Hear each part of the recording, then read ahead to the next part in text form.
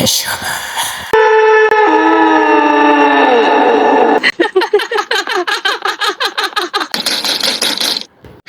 আসছে। আসসালামু আলাইকুম প্রিয় শ্রোতা বন্ধুরা, অদৃশ্য ভয়ে আপনাদের স্বাগতম। সম্পূর্ণ শোতে আমি আপনাদের সাথে আছি এইচআর রোজ। আমরা যেহেতু ইসলাম ধর্মের অনুসারী, সেহেতু আমরা জানি কোরআনুল কারিমে মহান আল্লাহ তাআলা জিন ও মানুষের কথা উল্লেখ করেছেন। আল্লাহ তাআলা জিন জাতি নিয়ে একটি সূরা নাজিল করেছেন, যার নাম সূরাতুল জিন। সেহেতু আমরা সকলে বিশ্বাস করি মানুষের পাশাপাশি এই পৃথিবীতে অলৌকিক ঘটনা ঘটার সাথে সাথে যে ঘটনাগুলো ঘটিয়ে থাকে তারা হচ্ছে জিন জাতি। অনেকেই আছি যারা জিন জাতিকে বিশ্বাস করি না, বা অনেকে এটাকে বলে থাকি ভূত বা আত্মা। তবে আমাদের ধর্মের ক্ষেত্রে আমরা এটাকে জিন হিসেবেই চিনি। মানুষের ক্ষেত্রে যেমন ভালো এবং মন্দ রয়েছে, তাদের ক্ষেত্রেও ঠিক একইটাই। যারা প্রত্যক্ষদর্শী তারাই জানেন এর ভয়াবহতা এবং ভালো দিকটা। এই মানুষ ও জিন দুই আলাদা জাতি হওয়ার ক্ষেত্রে তাদের আমরা স্বচক্ষে সামনাসামনি দেখতে পারি না। তাদের বেশিরভাগ চলাচল ভরা দুপুর, ভরা সন্ধ্যা এবং গভীর রাত্রে। তাই বিশ্বাস করা বা না করাটা সম্পূর্ণ একান্তই আপনার ব্যাপার। তাই বেশি কথা না বাড়িয়ে আমি আমার ঘটনায় চলে যাচ্ছি। চলুন। এপিসোড 1। ঘটনা 2022 5 মে, রাজশাহী মেডিকেল কলেজ থেকে। ঘটনাটা আমি প্রত্যক্ষদর্শীর ভাষাতেই বলছি। আমার নাম সোহেল। আমি রাজশাহী মেডিকেল কলেজের এক্স স্টুডেন্ট। ঘটনাটি ঘটে আমার সাথে 2022 সালে, যখন আমি লাস্ট ইয়ারে। মেডিকেলে পড়াকালীন কখনোই আমি ডোমঘর বা মর্গে যাইনি বা যাওয়ার প্রয়োজন বোধ করিনি। কিন্তু একদিন হঠাৎ আমার এলাকার এক বড় বোন সুসাইড করলে তাকে নিয়ে আসা হয় মর্গে পোস্টমর্টমের জন্য। মর্গ এবং মৃত ব্যক্তিদের আশেপাশে থাকাটা আমার স্বভাবগতই সমস্যা, যার জন্য ইচ্ছা না থাকা সত্ত্বেও আমি সেই এলাকার বড় বোনকে দেখার জন্য সেইখানে উপস্থিত হয়েছিলাম। প্রথমে সেখানে কোনো আপত্তিকর ঘটনা না ঘটলেও যখন আপুর পোস্টমর্টম কমপ্লিট হয়ে রাত্রিবেলা হস্তান্তর করা হয়, সেই মুহূর্তে আমি আবারও গিয়েছিলাম আমার ওই এলাকার ভাইয়ের সাথে দেখা করতে। ওই মুহূর্তে হঠাৎ করে একটি লাশ আবার আসে মর্গে। যে লাশটি ছিল একটি বীভৎস কাটা লাশ। প্রথমেই বলেছি, লাশ এবং মর্গ থেকে আমি সবসময় দূরে থেকেছি। এটা আমার স্বভাবগত সমস্যা, আমি এটা নিতে পারি না। তবে কেন জানি সেই লাশটি আসার পরে আমার কৌতূহল বেড়ে যায় এবং আমি লাশটি দেখার সিদ্ধান্ত নেই। তবে জানতাম না এই লাশটি দেখাই আমার জন্য অনেক বড় ভয়ের এবং দুর্বিষয়ের কারণ ছিল। প্রথমত সত্যি কথা বলতে আমি কখনোই বুঝতে পারিনি লাশটি এত বীভৎস হবে। লাশটি যখন খোলা হয় কিছুক্ষণের জন্য মনে হয়েছিল আমি আর এই পৃথিবীতে নেই। এতটা ভয়ঙ্কর লাশ আমি এর আগে কখনো দেখি নাই। মেডিকেলে বিভিন্ন এক্সপেরিমেন্ট করার জন্য লাশ নিয়ে কাজ করলেও সে লাশগুলো হয়ে থাকে স্বাভাবিক। তবে এ যেন ভয়ঙ্করের থেকেও ভয়ঙ্কর। পুরো শরীর রক্তাক্ত আর বহু জায়গা ছিন্ন বিচ্ছিন্ন। আমি নিজেকে সামলাতে না পেরে কোনোভাবে আমি মর্গ থেকে বের হয়ে আসি এবং বাইরে বমি করতে থাকি। আশেপাশে থাকা আমার কিছু ফ্রেন্ডরা আমাকে একটু শান্ত করার চেষ্টা করে, মাথায় পানি দেয় এবং আমি আস্তে আস্তে একটু রিল্যাক্স বোধ করি। মেডিকেল কলেজ থেকে আমার বাসা খুব একটা বেশি দূরে নয়। আমচত্বর এলাকা থেকে আরও 2-3 কিলোমিটার গেলে আমার বাসা। তো একটি অটো নিয়ে আমি বাসার দিকে রওনা হলাম। প্রতিমধ্যে আমার শরীরটা অনেক ভার হয়ে আসছিল। আসলে সবকিছুই হচ্ছিল হয়তো আমার অনেক ভয়ের কারণে। শুনেছি মর্গে অনেক দুষ্ট জিন থাকে। হয়তো তারা যদি বুঝতে পারে আপনি ভয় পেয়েছেন, তারা আপনাকে আরো ভয় দেখানোর চেষ্টা করে। আমার সাথেও সেটাই হচ্ছিল হয়তোবা। অটোমেটিক আমার শরীরের তাপমাত্রা অনেক সময় বেড়ে যাচ্ছে, অনেক সময় কমে যাচ্ছে। এভাবে আমি বাসার কাছে চলে আসি। অটো থেকে নেমে আমি বাসার দিকে রওনা দিই, কিন্তু ভয়টা শুরু হয় এখন থেকে। বাসায় যেতে হলে একটি ভয়ঙ্কর জায়গা পার হতে হয়, সেটা হচ্ছে আমাদের একটি পুকুর এবং বাঁশঝাড়ওয়ালা জায়গা। তার উপরে আবার এলাকার এক বড় বোন আত্মহত্যা করেছে, সেটার ভয় তো আছেই। এই ভয় নিয়ে আমি আগাচ্ছিলাম সামনে। তবে ভাগ্যবশত এলাকার ওই বোনটি আত্মহত্যা করার কারণে বাইরে মানুষের আনাগোনা ছিল। আমি এক ভাইয়ের সাহায্যে সে পুকুরের কাছ দিয়ে তাকে নিয়ে আমার বাসা অবধি গেছি। তাকে আমার বলতে দ্বিধা ছিল না যে আমার ভিতরে সমস্যা হচ্ছে। ভাইয়ের হেল্প নিয়ে আমি বাসা অবধি চলে আসছি। বাসায় এসে ফ্রেশ হয়ে গোসল করে খাওয়ার দাওয়ার খেয়ে আমি আমার রুমে। আমার ছোট্ট পরিবার, বাবা মা আর আমি। শহরের মতো এত কাছাকাছি লাগালাগি বাসা আমাদের পাশে নেই, তাই কোনো সমস্যা হলেও কেমনে মানুষ ডাকবো সেই নিয়ে অনেক আতঙ্কিত ছিলাম। এর আগে কখনোই এরকম চিন্তা মাথায় আসেনি, এই প্রথম। তারপরও সবকিছু চিন্তা ছেড়ে নিশ্চিত হলাম যে আমার তো আর কোনো সমস্যা হচ্ছে না, আমি এখন ভালো আছি, কোনো ভয়ও লাগছে না। শুধু শুধু টেনশন না নিয়ে কালকের জন্য প্রস্তুতি নিই। সকাল সকাল ঘুমিয়ে পড়ি, যেমন কথা তেমন কাজ। আমি ঘুমিয়ে পড়েছিলাম, তখন রাত বাজে 12টা। হঠাৎ জানালার টোকা শব্দে আমার ঘুম ভেঙে যায়। আমি বুঝতে পারছিলাম আমার জানালায় সজোরে কেউ ধাক্কা দিয়েছে, 2বার। আমি নিরুপায়, আমার আতঙ্কে ভয়ে পুরো শরীরটা জমে গেছে। কোনো কথা বলা বা নড়াচড়ার কোনো শক্তি আমার ছিল না। আমি চেষ্টা করছিলাম আমার মাকে ডাকার জন্য, কিন্তু আমি তাও ডাকতে পারছিলাম না। আস্তে আস্তে আমি স্বাভাবিক হই আল্লাহর নাম নাতে। পরবর্তীতে দেখি না সব স্বাভাবিক। আমি ভাবলাম আমার মনের ভুল, কিন্তু এরপর থেকে আমার আর ঘুম আসতে চাইল না। ঘড়িতে দেখি রাত বাজে 2টা 30। নিজের অজান্তে ভয়ের মাত্রা যেন বেড়েই চলেছে। ভাবলাম এটা কি মনের ভুল, নাকি আমি স্বপ্ন দেখেছি। হঠাৎ করে এত জোরে শব্দ হলো আমার জানালায়। না, এটা তো ভুল হওয়ার কথা না, তবে আমি জাগলাম কেন? মাথায় হাজার প্রশ্ন ঘুরছে, আর শরীরটা কেন জানি ঘেমে যাচ্ছে। ভাবতে ভাবতে প্রায় 3টা। হঠাৎ দেখে আমার রুমের টেম্পারেচার ঠান্ডা হয়ে যাচ্ছে, শীত লাগা শুরু করছে। তবে গরমের দিনে কিসের ঠান্ডা, আমি বুঝে ওঠার আগেই আমার ঠিক মাথার উপরে, ছাদের উপরে কারো দৌড়াদৌড়ি শব্দ পেয়েছি। বিশ্বাস করুন, এটা হওয়া সম্পূর্ণ অসম্ভব, কারণ জানলায় টোকা দেওয়া বা আমার ছাদে ওঠা এর আগে কখনো হয়নি। আর আমার আশেপাশে কারো বাসাও নেই যে এত রাত্রেবেলা এইরকম ধরনের জঘন্য কাজ করবে। পরবর্তীতে ভাবলাম চোর নাকি, হয়তো চুরি করতে এসেছে। কিছুক্ষণ পর দেখলাম সবকিছু নীরবতা। সমস্ত নীরবতা ভেঙে কিছুক্ষণ পরে মনে হলো আমার ঘরের পাশে পাশে কে ঘোরাঘুরি করছে। আমি অস্থির, অসম্ভব রকমের ভয়ে আমার মাকে চিৎকার দিয়ে ডেকে উঠলাম, কিন্তু আমার মা তা শুনতে পাননি। চিৎকার দেওয়ার সাথে সাথে মনে হতে লাগলো আমার গাটা ভারী হয়ে যাচ্ছে, আমার শরীরে আমি আর নিয়তে পারছি না। এখনো এই কথা ভাবলে আমার শরীরের লোমগুলো খাড়া হয়ে যায়। মনে হচ্ছে কেউ যেন আমাকে চেপে ধরার চেষ্টা করছে। বিশ্বাস করুন, যার সাথে ঘটে সেই বোঝে এর আসল যন্ত্রণা। অনেক ভয়ে ভয়ে আমি আল্লাহর নাম নিতে থাকলে তার পরবর্তী সময় আস্তে আস্তে আমি শান্ত হই। হঠাৎ কানে আজানের ধ্বনি ভেসে আসে। কিছু দূরে একটি আহলে হাদিস মসজিদ থাকায় তারা একটু আগে আজান দেয়, যা হয়তো সঠিক একটি সময়। আলহামদুলিল্লাহ, সে আজানের পরে আমার শরীরটা আবার হালকা হয়ে যায়। আমার শরীর মনে হয় যে কেউ যেন একটি বোঝা চাপিয়ে রেখেছিল আমার শরীরের উপরে। বিশ্বাস করুন, স্বচক্ষে আমি দেখি নাই কিছু সেই দিন, তবে যা অনুভব করেছি তা ভয়ঙ্কর, ভয়ঙ্কর, ভয়ঙ্কর। আজানের 10 থেকে 15 মিনিট পর আমার মা উঠে আমাকে নামাজের জন্য ডাকতে আসেন। আমি কোনোভাবে খাট থেকে লাফ মেরে আমার মাকে জড়িয়ে ধরে বলি, মা, আমার সাথে এই হয়েছে।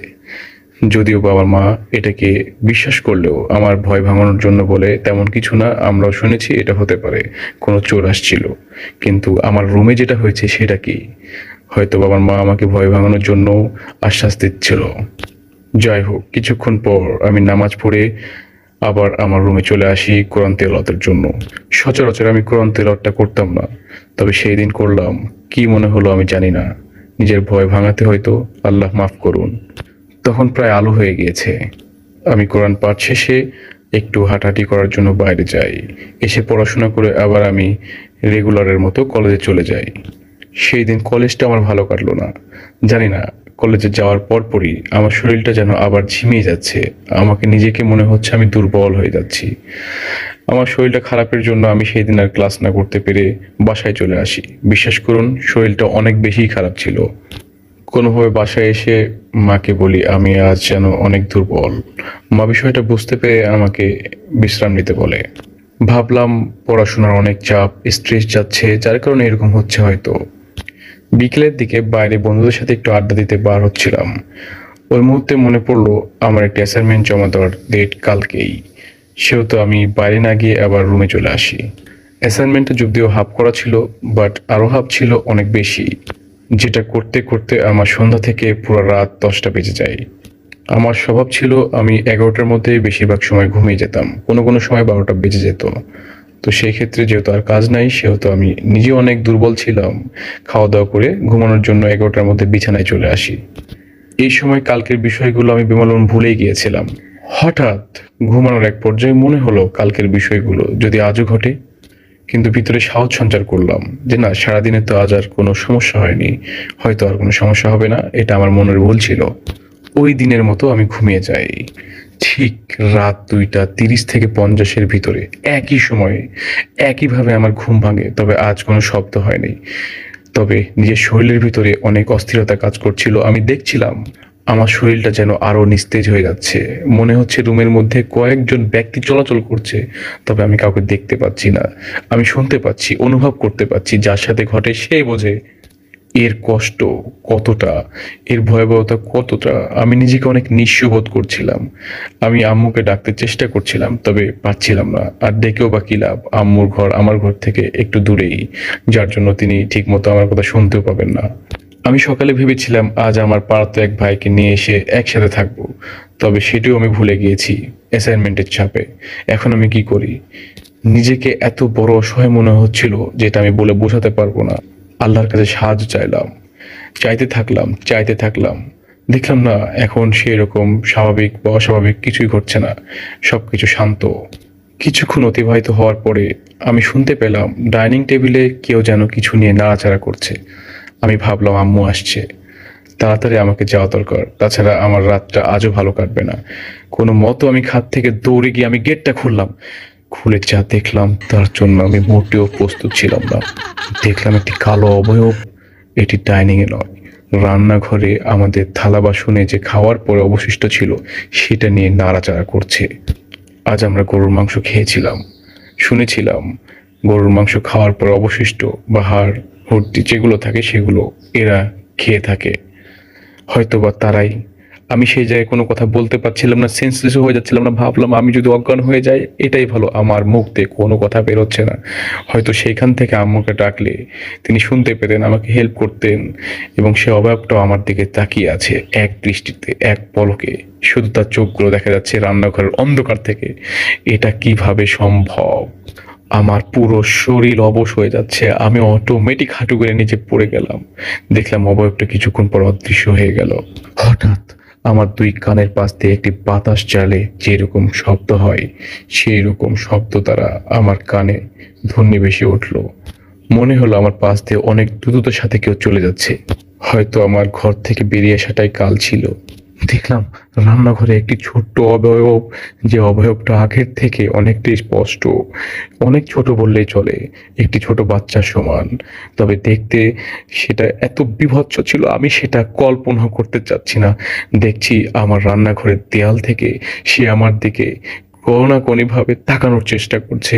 আমি দেখতে পাচ্ছি কিন্তু অজ্ঞান হচ্ছি না, আমি চিল্লাতে পারছি না, আমার পুরো শরীর যেন অবশ হয়ে গিয়েছে। মনে মনে আমি আল্লাহকে ডাকা শুরু করি। আমি বুঝছিলাম না আমার এই মুহূর্তে কি করা উচিত, আমার কেন মুখ দিয়ে শব্দ বেরোচ্ছে না।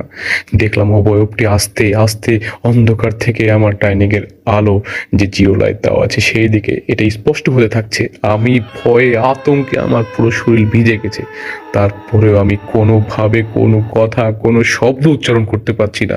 আমার যেন মনে হচ্ছিল এখানে মরে গেলেই ভালো, কিন্তু তার সামনাসামনি আমার যেন না হয়।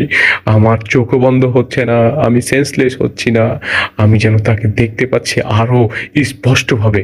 কি ভয়ানক একটি চেহারা, ছোট্ট সাইজের, এটা কোনো বাচ্চা হতে পারে না। হঠাৎই দেখি আমার মায়ের গেট খোলা শব্দ, আমি সেন্সলেস হয়ে যাই। আমার মা দৌড়ে এসে আমাকে কোনোভাবে বাবার সাহায্য নিয়ে ঘরে নিয়ে যায়। তারপরে আমার আর কিছু মনে নাই। সকাল 10টা। আমি তাকিয়ে দেখি আমার খালামণি, আমার আম্মু, আমার আব্বু আর আমার এক কাজিন আমার সামনে বসে আছে। আমি ভয়ে আতঙ্কে আমার মাকে জড়িয়ে ধরি। ওই দৃশ্যটা যেন ভুলতে পারছি না, আমি এখনো প্রকাশ করতে পারবো না সেটা কত বীভৎস ছিল। মা কোনোভাবে আমাকে শান্ত করে বলে, কি হয়েছিল? আমি ঘুমিয়েছিলাম, আমি শুনলাম তোমার গোঙানির শব্দ। তুমি গোঙাচ্ছিলে অনেক ভয়ঙ্কর ভাবে, যেভাবে গোঙায় মানুষ ঘুমের ভরে বোবায় ধরলে। আমি কিছু বুঝতে পারলাম না, আমি গোঙালাম কখন? আমি গোঙাইনি। আমার মনে আছে আমি একটি ধ্বনি উচ্চারণ করতে পারছিলাম, তবে গোঙানোর শব্দটা কিসের? আমার মা বলল অনেক ভয়ঙ্কর একটি শব্দ আসছিল এবং সেটা গোঙানোর মতো, হয়তোবা হতে পারে। মা আমাকে বিষয়টা বলল এবং বাবা বুঝতে পারলেন। কিছুক্ষণ পর আমার এলাকার মসজিদের ইমামকে আমার বাবা ডেকে নিয়ে আসলেন। ইমাম সাহেব বাসায় ঢুকেই বললেন যে হ্যাঁ, এখানে কোনো সমস্যা আছে। আমরা সকলেই বিষয়টা বিশ্বাস করলেও আমার খালা এটাকে হেসে উড়িয়ে দেয় যে এরকম কিছু নয়, এরকম কিছু হয় না। আসলে যার সাথে ঘটে সেই বোঝে, তার সাথে ঘটেনি সে হয়তো এটা বুঝবেও না। আমি হুজুরের সাথে এই বিষয় নিয়ে সব খুলে বেলে কথা বললাম। কি হয়েছিল প্রথম থেকে তাকে জানালাম। তিনি বললেন তিনি মাগরিব নামাজ পড়ে সে আমাকে জানাবেন। তিনি চলে যান আর বলে যান আমি যেন জিকিরের মধ্যে থাকি আর নামাজটা যেন ঠিক মতো পড়ি। মাগরিবে তিনি আমার সাথে এসে কথা বলবেন। সময়টা 7টা। হুজুর আসলেন। আমি যেটা সন্দেহ করেছিলাম ঠিক সেই রকমই। হুজুর বললেন যে তুমি যে মর্গে ছিলে সেইখানে কিছু দুষ্টু জিন ছিল, তারা তোমাকে পছন্দ করেছিল। হয়তো তোমার ক্ষতি করতেও পারতো, নাও করতে পারতো, তবে তাদের উদ্দেশ্য ছিল তোমাকে প্রথমে ভয় দেখানো। কিন্তু তুমি যখন প্রথমে অনেক বেশি ভয় পেয়ে গিয়েছিলে তখন তারা তোমার ক্ষতি করার জন্য হয়তো তোমার সামনে এসেছিল। তবে এখন কোনো ভয় নাই ইনশাআল্লাহ। তোমাকে কিছু দোয়া শিখিয়ে দিচ্ছি যে দোয়াগুলো তুমি আমল করবে এবং 5 ওয়াক্ত নামাজ পড়বে, কোনো সমস্যা হবে না। আর এই কয়দিন তুমি একা থাকবে না, অন্তত পক্ষে 1 সপ্তাহ তুমি তোমার মা বাবা অথবা তোমার কোনো ভাইয়ের সাথে থাকো। আমি জাতির সাথে দোয়াগুলো আপনাদের শিখিয়ে দিচ্ছি। তিনি আমাকে প্রতি রাতে আয়তাল কুরসি, সূরা বাকারার শেষ 2 আয়াত এবং কুল ফালাক নাসের সাথে আরো 2টি আয়াত শিখিয়ে দিয়েছিলেন, যেটা হয়তো সহিহ হাদিসে বর্ণনা করা হয়েছে। আমি সেই দোয়াটি বলছি। বিসমিল্লাহির রহমানির রহিম। বিসমিল্লাহিল্লাযী লা ইয়াযুররু মা ইসমিহি শাইউন ফিল আরদ ওয়ালা ফিস সামিই হুয়াস সামিউল আলিম 3 বার। এরপর আউযু বিকালিমাতিল্লাহি তাম্মাতি মিন শাররি মা খালাক। এইভাবে নিজের শরীর বন্ধ করার পরে ইনশাআল্লাহ কোনো সমস্যা হবে না বলে আমি জানাই। আমার বাবা হুজুরকে তাবিজের কথা বললে হুজুর সেটার প্রয়োজন নয় বলে জানায়। তিনি বলেন তাবিজ শিরক, যারা এটি ব্যবহার করবে। আমরা নিয়মিত 5 ওয়াক্ত নামাজ এবং আমলগুলো ঠিক মতো করলে কোনো শয়তান আমাদের কোনো ক্ষতি করতে পারবেন না। হুজুরের কথা মতো আমি সেই দিন থেকে নামাজ শুরু করি 5 ওয়াক্ত। যদিও বা নামাজ পড়তাম কখনো ছুটে যেত, রেগুলার ঠিকভাবে হতো না। বিশ্বাস করুন আল্লাহ তাআলার অশেষ রহমতে আস্তে আস্তে আমি সুস্থ হয়ে উঠি, আর কোনো সমস্যা আর হয় নাই। তবে যখন কোনো কারণে আমি অনেক সময় টায়ার্ড থাকতাম, ক্লান্ত থাকতাম, তখন যদি কোনোভাবে আমার দোয়াগুলো মিস হয়ে যেত, তবে মাঝে মাঝে খারাপ স্বপ্ন দেখেছি, অনেক সময় বোবা আক্রান্ত হয়েছি। তবে আলহামদুলিল্লাহ এখন আমি অনেকটাই ভালো আছি, আর কোনো সমস্যা হয় না। দীর্ঘ 1 বছর পার হয়েছে আলহামদুলিল্লাহ। ধন্যবাদ ভাই সোহেলকে, অনেক সুন্দর একটি ঘটনা তিনি আমাদেরকে প্রেজেন্ট করেছেন। আমি আশা রাখবো আপনারাও আপনাদের জীবনের সত্য অদৃশ্য ভয়ের ঘটনাগুলো আমাদের শেয়ার করবেন। আপনারা পাশে থাকবেন, পাশে পাবেন ইনশাআল্লাহ। আমার ঘটনা যদি ভালো লেগে থাকে তবে পাশে থেকে লাইক, শেয়ার, সাবস্ক্রাইব করবেন। ধন্যবাদ।